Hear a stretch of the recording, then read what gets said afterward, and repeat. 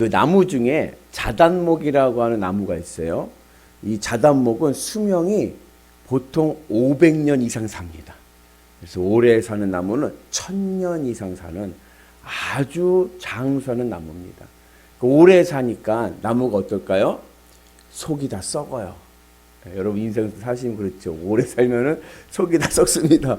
쓸만한 이제 목재가 될 정도 되면은 한 나무를 한 20%밖에는 목재를 만들 수가 없는 거야. 그러니까 100년 정도 지나면 아주 나무가 단단해져 가지고 좋은 가구를 만들 수 있는 목재가 되는데, 그때쯤 되면은 한 20% 정도 이제 나무를 이제 사용할 수가 있는 거예요. 나머지는 다 썩어서 없어지고. 근데 이 나무가 얼마나 단단한지요. 웬만한 톱으로는 썰리지가 않습니다. 그리고 보통 나무는 물에 던지면 어떻게 돼요? 뜨죠. 이건 가라앉아요. 네, 그래서 옛부터 아주 귀한 나무, 황실에서 황제나 귀족들이 쓰는 아주 귀한 나무입니다. 가격도 비싸죠. 그래서 별명이 뭐냐? 금보다 비싼 나무. 그래서 이 나무가 1톤에 15억 정도 합니다.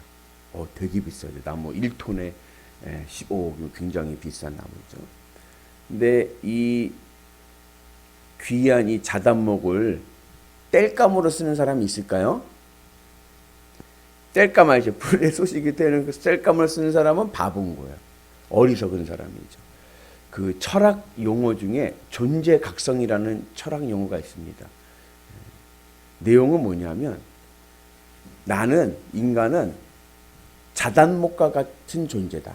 그러니까 귀한 존재라는 거죠. 그러니까는 인간은 어떠한 존재가 되어야 되느냐? 인간은 뭐 구차하게 신을 찾아, 뭔 하나님을 찾냐? 내가 자단목이다. 이 내가 철학하는 인간이 돼서 내 인생의 문제는 내가 풀어간다. 스스로 철학함을 통하여 진리를 찾아가고 문제를 해결한다. 이것이 바로 존재각성이에요. 그러나 사실 하나님 보시기에는 이러한 존재각성하는 철학적 인간이 땔감에 불과합니다. 예수님께서 비유하시기를 포도나무 비유를 하셨는데, 나는 포도나무요, 너희는 가지니. 가지가 나무에 붙어 있지 않으면 뭐가 된다? 땔감이 되는 거예요. 그러니까 인간은 예수님 앞에 붙어서 예수님의 영양분을 받아야 사는데, 그러지 않고 아이고 무슨 나는 철학적 인간이다, 내 문제는 내가 해결해 간다 하고 하나님을 찾지 않고 예수님을 잊어버리고 살면 인생은 무슨 인생에 불과하다? 땔감밖에 되질 않는 거예요. 자단목이 아니라 진정한 자단목은 어떠한 인생이냐? 예수님께 탁 붙어가지고 예수님의 영양분을 먹고 살아가는 존재가 진정한 귀한 존귀한 존재가 될 줄로 믿습니다. 오늘 말씀은 바울이 예루살렘에서 잡혀가지고 유대인들이 바울을 죽이려고 했어요. 그때 로마 천부장이 그것을 이제 막고, 그리고서는 사내들인 공회를 열어서 공식적으로 왜 바울을 죽이려고 하는지 이제 그것을 이제 듣고, 신문을 듣고, 그러고서 이제 판결을 하려고 하는데, 공식적인 내용을 들어보니까 이 문제는 로마법에 저촉되는 문제가 아닌 거예요.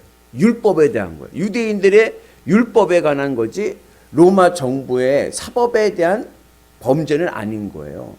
그래서 천부장이 듣기에도 이걸로 사람을 죽인다고? 바울을 죽여야 될 이유를 찾지를 못합니다. 그래서 천부장이 이제 유대인들이 바울을 죽이려고 하는 것을 이제 막죠.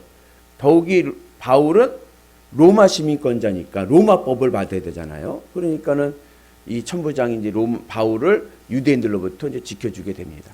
그렇게 되니까 이 유대인들 중에 어떤 사람들이 생겼냐면은 바울을 꼭 죽여야겠어. 저 인간은 내가 꼭 죽여야겠어. 그래가지고 암살단. 40여 명의 암살단이 조직이 돼가지고 불법을 저질러서라도 바울을 죽여야겠는 거예요. 근데 이 바울 암살 계획이 흘러나갔습니다.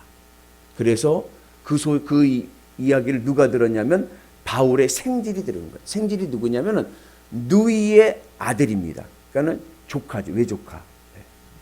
그래서 이 생질이 바울에게 이야기하고 또 로마 천부장에게 이야기함을 통하여서 천부장이 여기 있다가는 바울이 암살당하겠구나. 그래서 바울을 이제 로마로 보내서 로마 법정에 세우려고 하는 계획을 세우고, 그리고 바울을 보호하기 위해서 470명의 군대를 세워가지고 바울을 가이사랴 벨릭스 총독에게 우선 보냅니다.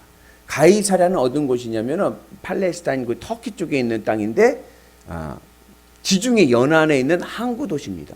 거기서부터 해서 이제 아시아와 마게도니아를 거쳐서 로마로 가는 이제 그러한 여정이 되게 됩니다. 여기서 우리가 하나 깨닫게 된 하나의 교훈이 있습니다. 그것은 뭐냐면 하나님은 악도 선으로 바꾸십니다. 나에게 악이 와요. 나에게 어려운 일이 와요. 근데 그때 내가 그 악과 같이 악으로 대하지 않고 믿음의 길을 가게 되면 하나님의 합력하여 선을 이루는 은혜가 있게 될 줄로 믿습니다. 오늘 이제 앞에 11절의 말씀을 보면 하나님께서 바울에게 사명을 주셨는데 그것은 뭐냐면 로마에 가서 복음을 전해라. 근데 바울이 지금 예루살렘에 이렇게 있는 상황에서 로마로 간다는 것은 현실적으로 불가능하고 어려운 일입니다. 특별히 지금 뭐가 형성됐어요? 암살단이. 바울은 혼자 가다 보면 언제 죽을지 몰라. 그 유대인들은 바울을 싫어하고, 그리고 바울이 가는 거리가 가까운 거리가 아니라 아시아를 지나서 마케도니아는 그리스거든요. 그리스 지역을 지나가고 로마까지 가는 긴 여정 속에서 바울이 온전히 로마까지 간다라고 하는 보장이 없는 거예요.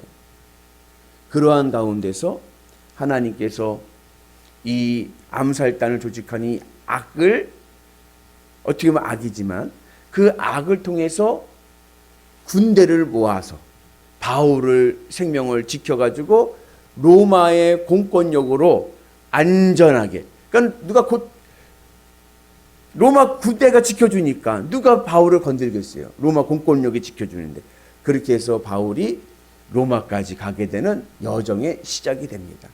그래서 우리가 믿음의 길을 가게 되면 세상에는요 참 반칙들도 많아요. 반칙들도 많고 불법도 많고 악도 많은데 내가 거기에 휩싸이지 않고 믿음의 길을 가면 그것들이 뭐가 되느냐?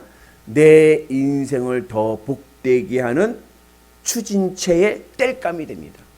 하나님께서 그것들을 땔감으로 사용하셔가지고 내가 올바르고 주의 뜻을 이루게 하는 그런 추진력을 갖게 하는 그런 땔감으로 사용하게 되는 줄로 믿습니다. 그래서 오늘 하루도 주님의 은혜 안에서 걱정하지 마세요. 누가 나를 막 해코지 하려고 합니까?